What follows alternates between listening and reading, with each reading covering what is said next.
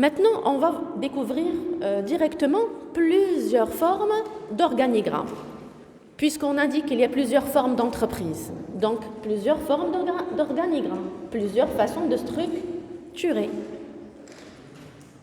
Je peux commencer? Je vais commencer par la première forme qui s'appelle la structure hiérarchique. Elle est très connue et très utilisée. La plupart connaissent seulement cette structure. Maintenant, je vais vous dire qu'est-ce qui caractérise cette forme. Elle est spéciale par rapport à quoi? Première donnée, c'est la suivante. Il y a une spécialisation de tâches. Chaque personne occupe un poste selon sa spécialité. Impossible pour toi, tu es marketeur, tu as fait master marketing, impossible que tu travailles avec moi dans le service RH. Il faut travailler dans le service marketing. Et si nous, dans l'entreprise, on n'a pas de service marketing, je vous dis, je suis désolée, votre profil, il est magnifique, mais on n'a pas de besoin parce qu'on n'a pas votre spécialité. Donc, on donne le poste par rapport à la spécialité. Et est-ce que c'est pertinent ou non? Normalement, oui. Parce que quand tu mets la mauvaise personne à la bonne place, il y a un problème. Ici, on met la bonne personne à la bonne place. Et quand on met 4 ou 5 à la bonne place, on va leur demander de passer l'information, de ne jamais retenir l'information. Déjà, quand tu arrives à ce niveau, les gens sont open, ils aident, ils sont disponibles, souriants. Il n'y aura pas de problème de passage de message. Et ça permet quoi? Oui, ça permet d'arriver à la croissance. Tout passe bien, le contact est facile, les gens sont déjà motivés d'office, tu ne galères pas, tu ne souffres pas, tout se passe à merveille. Vous allez remarquer dans ce type d'entreprise qu'il y a une division par département. Quand tu vois une entreprise, chaque département est à part, c'est magnifique, c'est une structure hiérarchique. Il y aura une bonne rémunération, respect du salarié, bonnes conditions de travail. Mais quand il y a un seul chef de service qui gère tout le monde, tu lui dis, il n'y a pas de département, il te dit, non, tout le monde fait tout. Prépare-toi à la polyvalence. C'est quoi polyvalence? Ça veut dire à chaque fois qu'il y a un besoin, on va t'appeler. Tu peux faire 3-4 tâches qui ne sont pas les tiens. Tu lui dis, monsieur, je ne suis pas spécialiste. Tu dis, débrouillez-vous, j'ai confiance en vous. Tu lui dis, oui, vous avez confiance, mais moi je suis fatiguée et j'ai un seul salaire. Il dit, ça y est, vous êtes comme ma fille. Vous connaissez ce type de manipulation? Tu vas arriver après 6 ans à avoir l'âge de 45 ans. En 6 ans, tu vas vieillir alors que tu es jeune. Ne faites jamais ça.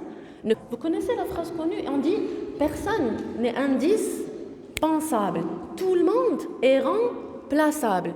Moi, cette phrase, elle me tue. On dit « Personne n'est indispensable », ça veut dire « Ok, tu veux nous quitter, voilà la porte ». À ce point, même si vous donnez 10 ans de votre vie, vous donnez les plus belles années de votre vie, on peut toujours trouver quelqu'un de moins cher, de plus motivé et qui veut même travailler les heures supplémentaires gratuites. Bien sûr, vous avez remarqué qu'il y a des jeunes qui font des stages gratuits. Alors que c'est 4 mois, 5 mois, 6 mois.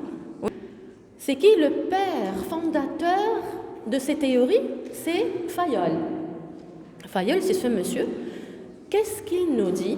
La série des chefs qui va de l'autorité supérieure aux agents inférieurs. C'est lui qui a proposé un certain ordre pour ne pas mélanger tout le monde avec tout le monde. Oui, parce qu'il faut des personnes qui gèrent, qui décident, qui réfléchissent, qu'ils soient en haut, qui discutent ensemble. Et des personnes qui sont dans le management, dans les liaisons, mener les équipes ensemble, les managers ensemble. Et les gens qui exécutent, ils doivent être ensemble. C'est grâce à Fayol qu'on a eu une structure, une pyramide organisée, basée sur, regarde, la souris quelquefois elle ne marche pas, l'unicité de commandement. C'est quoi unicité de commandement? Il y a unique qui commande, un seul qui commande. Ce n'est pas tout le monde qui commande. Donc déjà, quand tu suis Fayol, il y a un qui va décider. Donc lorsqu'il y a une réunion, c'est pas chacun est libre, il nous dit oui, mais franchement, moi je suis pas d'accord. Si toi tu as le pouvoir, tu restes dans l'unicité. Le commandement, voilà. Le commandement est unique. Il est à la tête de la pyramide. Et les autres, ils peuvent proposer, mais pas décider. La décomposition, ça veut dire on va diviser les départements. Et attention, nous avons besoin donc un manager ou un chef de service ou un chef de mission. De toute façon, on a besoin d'un petit chef. Donc on a le grand chef et le petit chef qui va gérer. Très bien, je passe. Voilà une image de cet organigramme. Quand tu entends structure, hiérarchique, nous avons qui? Nous avons là. Après, lui, il choisit qui? Il recrute qui? Des directeurs de départ? Et il délègue, il partage son pouvoir partiellement pour donner à chaque directeur comme ici, un staff qu'il va gérer. Mais ce directeur général ne va pas avoir un lien avec tout le monde. Il va avoir un lien uniquement avec le directeur du département. Ça marche? Mais attention, il y a un petit point négatif. C'est que lorsqu'il y a un problème en bas, au service comptabilité ou dans les ateliers, ce monsieur peut ne pas être au courant. Donc, ça peut bloquer et rendre le fonctionnement assez rigide. Et il peut y avoir des petits soucis en interne. Je peux passer? Le deuxième type de structure, c'est la structure fonctionnelle. Même si vous prenez des photos, mais notez avec moi. Est-ce que ça va ou ça ne va pas? Ça va? Structure fonctionnelle. Ici, nous avons un autre économiste, c'est Taylor, qui est le père fondateur, de l'Organisation scientifique du travail. Il est très connu. Il cherchait à associer autorité et compétence. Vous vous rappelez, je vous avais déjà parlé de Taylor, parce que lui, il n'est pas émotionnel. Il dit, moi, je vous recrute pour votre force physique. Vous n'avez pas le droit de participer à la prise de décision. C'est moi seul qui prends des décisions et vous devez absolument passer à l'exécution. Sa méthode était un peu rigide, mais elle fonctionne même en 2023. Il y a beaucoup d'entreprises aujourd'hui qui donnent l'ordre et attendent uniquement l'exécution. Si vous avez le pouvoir, en toute sincérité, est-ce que vous allez partager la prise de décision? Vous allez donner la parole à tout le monde ou vous allez prendre la décision tout seul? Ne mentez pas, en toute sincérité. Vous allez être comme Taylor ou non? Non? Vous allez donner la parole à tout le monde. Et s'il y a des personnes qui n'ont pas d'expérience, jeunes, et ils commencent à vous critiquer, ils seront pénalisés. Donc tu vas les piéger. Tu vas leur dire parle et après tu les pénalises. Et les autres? Et tu peux assumer les conséquences. Les autres, qu'est-ce que vous allez faire? Tout ça? Bon. Donc vous êtes taylorien. Parce que Taylor, qu'est-ce qu'il dit? Il estime qu'il faut un chef unique. Il ne veut pas de problème, lui. Il ne veut pas de communication. Il veut prendre une décision, il vous amène vers une réunion, il vous partage ses décisions, il vous dit c'est bon, c'est clair, est-ce que j'ai bien expliqué? Vous pouvez disposer à votre bureau, exécution. Donc, pour lui, il veut zéro dégâts, zéro retard, zéro problème, exécution. Et si le jour où vous n'exécutez pas, qu'est-ce qu'il fait? Il remplace directement. Il dit, je vous ai donné votre chance, vous n'avez pas profité de votre chance, j'ai expliqué. Vous m'avez dit, oui monsieur, c'est clair. Maintenant, vous n'avez pas été à la hauteur? Très bien, merci beaucoup. Passez à la secrétaire, prenez votre chèque, au revoir. Il appelle le RH qui va lui donner plusieurs CV, choix encore et remplacement. Il n'y a pas de système de fidélisation. Non, il n'y a pas de système de fidélisation du salarié. Le seul objectif, c'est le gain. Le jour où il y a un petit problème, liquidation, remplacement. Bon, je passe. Pour cette vision taylorienne, chaque chef doit être spécialisé pour garantir la performance, parce que lui ne joue pas, il faut minimiser les dégâts, les pertes. Donc chaque chef, il est spécialisé et il lui donne, bien sûr sur la base d'une compétence, il lui donne l'autorité. Mais cette autorité concerne seulement son domaine. Il lui dit, monsieur, je vous choisis pour le service financier. Vous êtes compétent et je vous donne l'autorité de gérer ce service financier qui est dans votre domaine spécifique. Mais s'il vous plaît, vous ne pouvez pas intervenir dans d'autres services. Oui. Donc, il divise par spécificité, par domaine. Et je ne vous cache pas que cette méthode fonctionne. Elle fonctionne même très bien. tu as vraiment le minimum de problèmes possibles. Parce que chacun s'occupe de ses affaires internes dans son service. Je peux avancer?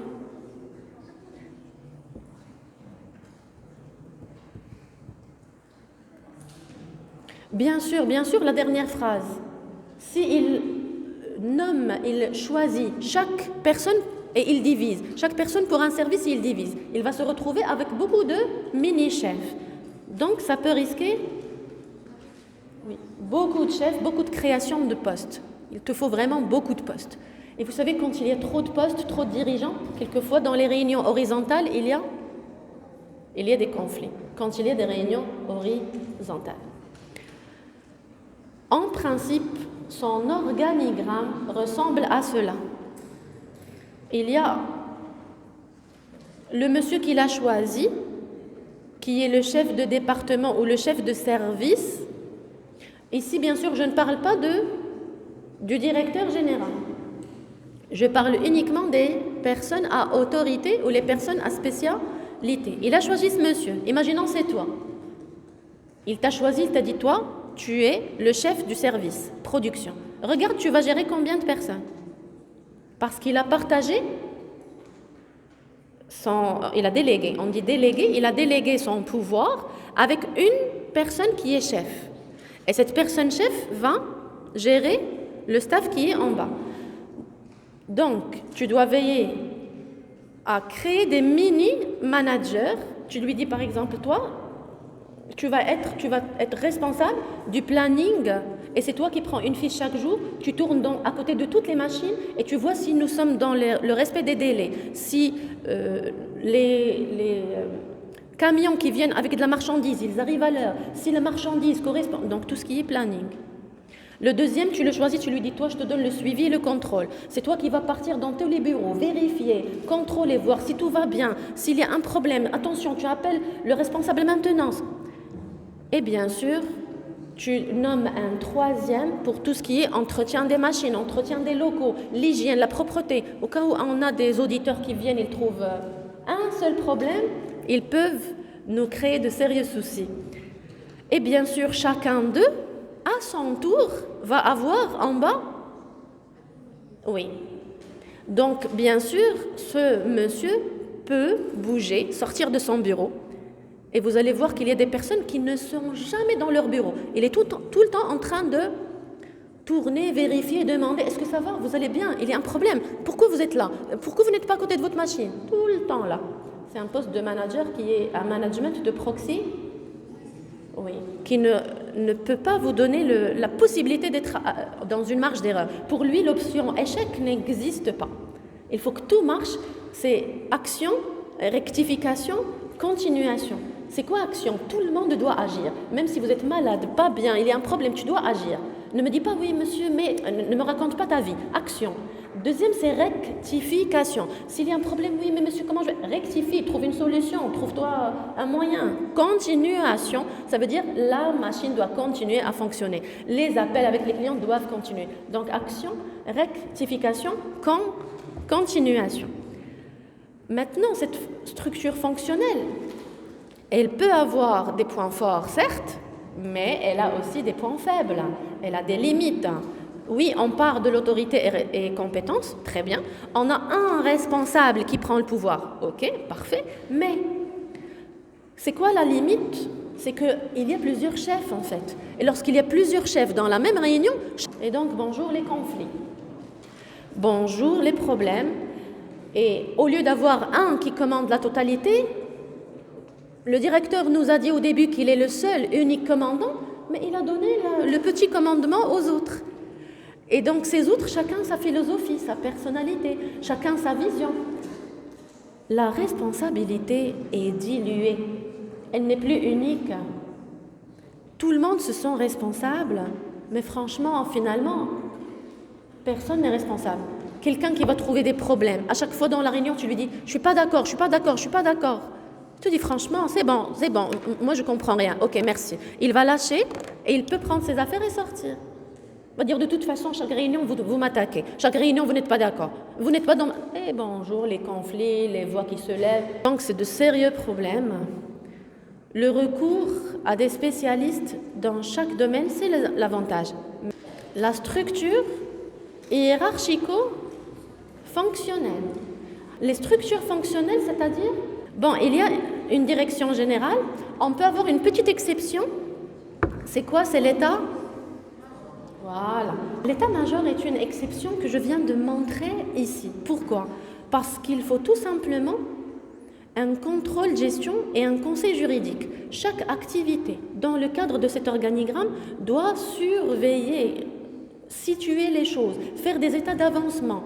Pour garantir que le bilan de fin d'année soit positif, il faut prendre les choses en avance, continuer le pilotage stratégique et voir si nous sommes au niveau de la Constitution, au niveau de tout ce qui est légal, la législation, est-ce que nous sommes dans les règles? Donc, avoir un conseiller juridique et un contrôleur de gestion est important.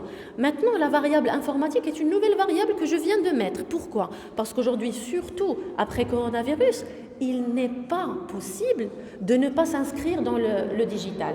Il est même obligatoire. Et même aujourd'hui, toi, si tu vas partir travailler dans une entreprise, la première chose qu'on va voir dans ton CV, c'est est-ce que tu as un diplôme en informatique ou un diplôme en digital? Tu dis, mais madame, moi, j'ai pas choisi digital, j'ai pas choisi marketing. On me dit, non, c'est à part ta formation de base. C'est-à-dire, à la faculté, tu fais licence ou master en gestion, mais à part ta formation de base, tu dois faire des cours de soir ou des cours week-end en digital et en informatique pour que tu correspondes aux besoins actuels qui se transforment, parce que nous sommes dans une entreprise qui évolue. Maintenant, oui, il y a des avantages, parce que tout le monde assiste tout le monde travaille avec tout le monde est là pour tout le monde. Mais il y a des problèmes au niveau de la prise de décision. Il y a aussi un système d'influence positif ou négatif. Il y a des gens qui commencent à influencer négatif parce qu'il y a trop de monde, trop de spécialistes. Et malheureusement, quand certaines personnes rentrent dans le conflit, ils ne veulent même plus être responsables. Ils vous disent, oui, vous comprenez mieux que moi. Très bien, prenez même ma mission. Moi, je démissionne. Ou bien, je vais me partir me reposer au bureau. Depuis tout à l'heure, vous m'attaquez dans la réunion. Prenez mes missions. C'est bon. Les gens vont se retirer. Et ce n'est pas dans l'intérêt de l'entreprise. Je peux passer? Je passe à la troisième. La troisième. On a commencé par la première, c'est la structure hiérarchique. La deuxième, c'est la structure fonctionnelle. Et la troisième, hiérarchique, fonctionnelle et divisionnelle. Divisionnelle, le mot déjà est clair. On va diviser. Par exemple, qu'est-ce qu'on peut diviser? On peut diviser les produits. On peut diviser selon les régions. Ou on peut diviser selon le type de... Par exemple, le pain. Le pain est un produit de consommation de masse. C'est-à-dire tout le monde, généralement, mange du pain. Oui ou non? Mais est-ce que le pain vendu à Antioquie et à Hamoud est le même pain qui est vendu dans d'autres pâtisseries? Il y a certains pains qui peuvent arriver à 12 dirhams parce qu'il y a à l'intérieur la charcuterie, le fromage. Le pain, il est déjà complet. Oui ou non? Et d'autres pâtisseries ou d'autres endroits, ça va coûter combien? 5 et d'autres 4 et d'autres 1,20 et d'autres 1 dirham. Ça concerne quoi? Quelle est la variable qui rentre? Oui, selon le pouvoir d'achat. Voilà, selon le pouvoir d'achat, et bien sûr, le pouvoir d'achat est en relation avec le type de clientèle. Quand tu dis Morocco-Mall et tu dis l'ancienne Médina, ce sont deux centres économiques, deux centres commerciaux. Mais est-ce que le jean à l'ancienne Médina a le même prix qu'un jean au Morocco-Mall? Non. On va diviser nos produits selon l'emplacement, le positionnement. Vous vous rappelez d'une chose que j'avais expliquée qui s'appelle marketing mixte. Marketing mixte, ce sont des techniques de marketing avec 4 P. Product, oui, promotion, place. The place, c'est-à-dire l'endroit où je vais commercialiser, où je vais distribuer, va déterminer le prix de mon produit. Oui. Tout à fait. Je segmente selon la nature de la clientèle, sa capacité, son envie, son pouvoir d'achat. Et bien sûr, selon aussi les régions et le type de produit. Donc, Ici, je vous donne bien sûr uniquement l'idée générale. On va adopter, comme notre monsieur, qu'est-ce qu'il a dit? Il a dit la segmentation, en obtenant de petits segments. Un découpage en petites unités. Ce produit, on va le commercialiser dans ce quartier. Ce produit, on va le commercialiser dans cet autre quartier et on s'adapte. Puisque le Marocain n'est pas un seul, mais le Marocain, c'est plusieurs catégories de consommateurs et plusieurs niveaux sociaux et plusieurs niveaux d'études et plusieurs... Donc, à chaque produit, son endroit. Les cahiers, les cartables, les stylos, je ne vais pas partir les commercialiser dans un petit village. Je vais les commercialiser dans la ville où il y a des facultés, des écoles. Je vais adapter le produit selon le besoin. D'accord. Je vais passer, parce que c'est le seul point qui m'intéresse, dans cette structure, qu'est-ce qu'elle fait? Elle s'adapte. Et bien sûr, nous retrouvons quel cadre d'entreprise? Les entreprises qui vont diversifier leurs produits. Par exemple, une entreprise qui fabrique des jeans, elle va fabriquer des jeans pour chaque type de région ou pour chaque type de consommateur ou pour chaque type de situation géographique. Par exemple, à Casablanca, on peut tout vendre parce que nous avons une multiculture, multivision, multipersonnalité. Tout le monde se retrouve et tout le monde se respecte. Ici, on a la possibilité de vendre même un jean slim, un jean déchiré. Oui ou non? Si on part, la même compagnie, la même entreprise, on part à une petite ville du nord, une petite ville du sud. On peut commercialiser des jeans, mais est-ce que les jeans déchirés vont marcher? Pourquoi? Parce que la nature, le psychique, la vision de quelqu'un qui habite à Sousse ou qui habite à Tafilelt ou à une autre région du Maroc, c'est le même Maroc, mais c'est une pensée différente. Ils vont vouloir des jeans comment? Très larges, même pour les hommes. On ne parle pas de femmes. Les femmes ne vont même pas porter de jeans. Je ne parle pas de la catégorie femmes, mais même les hommes ne vont pas mettre des slims. Ils vont mettre des jeans d'une autre catégorie. Nous allons uniquement nous adapter. Quel est l'avantage? C'est cohérent. On s'adapte à la culture locale et on répond aux besoins particuliers. Quelqu'un qui a une autre vision, il n'y a pas de problème. On va s'adapter à vous et on va vous donner le produit que vous recherchez. Donc, on utilise une étude de marché pour avoir le maximum de... Oui. Et on va même peut-être changer les matériaux, donc avoir beaucoup de ressources. Et les personnes qui travaillent avec nous dans le service marketing sont compétents parce qu'ils nous donnent 3, 4, 5, 6 choix pour créer une gamme différente pour satisfaire les besoins de tous les consommateurs. Maintenant, il y a un petit problème. La limite, c'est que le risque de difficulté de communication entre les différents services.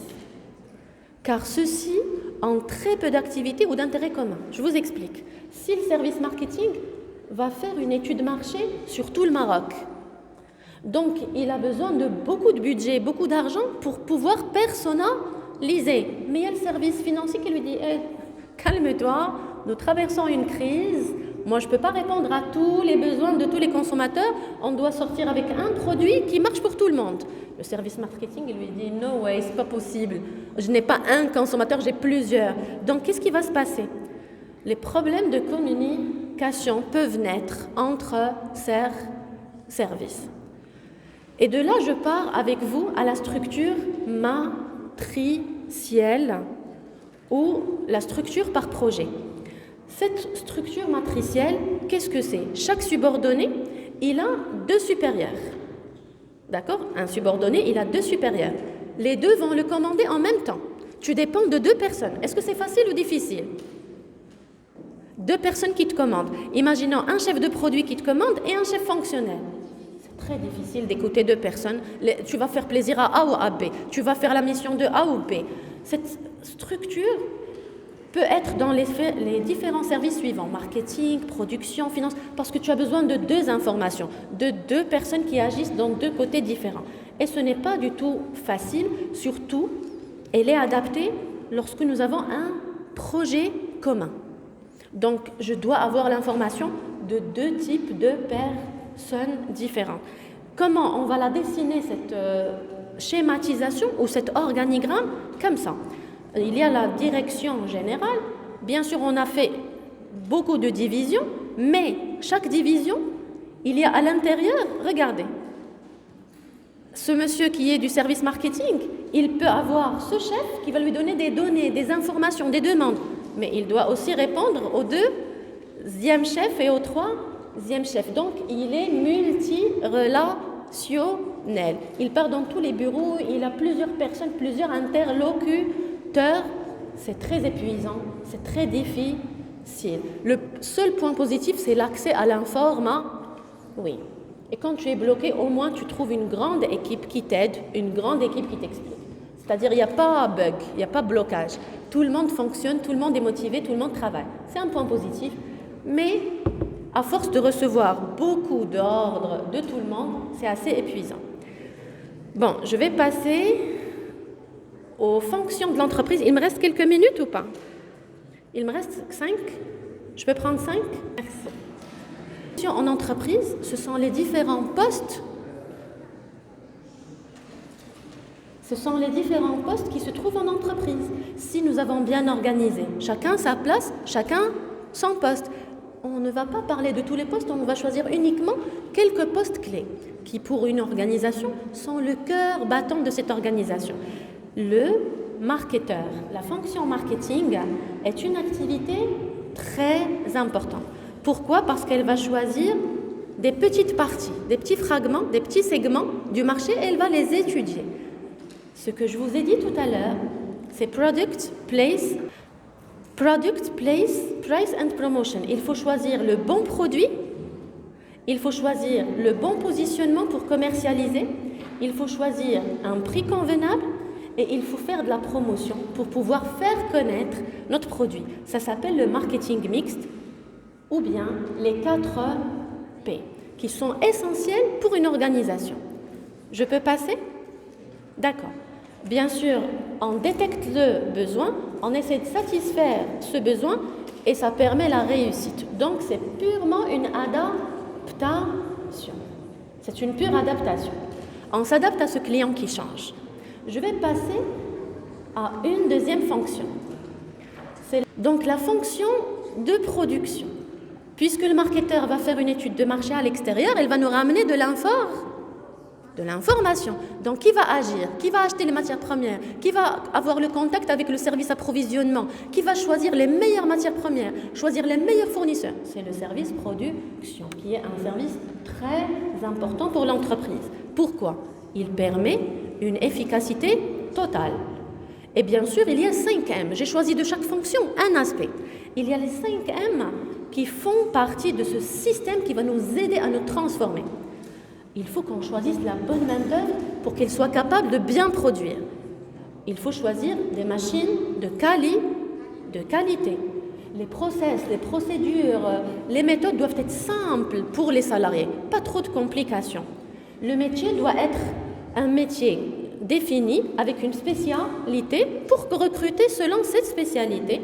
Et bien sûr, nous devons avoir l'aide du service financier. Donc, on doit avoir le budget pour acheter les matières premières, les machines et rémunérer le staff pour qu'il soit capable de produire. Je vais passer directement à la vie de ce produit ou le cycle de vie. Si ce service production, il est top, il est impeccable, on va partir chercher les matières premières, leur faire l'extraction, les transformer. On va fabriquer le produit, comme ici.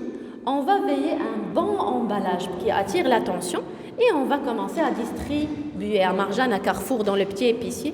Le consommateur va trouver notre produit, il va l'utiliser, donc satisfaction du consommateur. Il y a la fin du produit. Donc, qu'est-ce qu'il faut refaire? Il faut reproduire. Et donc, on a besoin de qui? Du service financier? Je vais vous retenir 2-3 minutes, juste laissez-moi expliquer. La finance est importante, le budget est important et il a 3 rôles. J'ai essayé de synthétiser au maximum. Un rôle opérationnel, un rôle fonctionnel et un rôle politique. Pourquoi c'est opérationnel? Parce que c'est grâce à l'argent qu'on peut gérer les ressources. On ne va pas demander à un salarié de travailler avec 0 dirham. On ne va pas acheter une machine avec 0 dirham. On a besoin de ressources.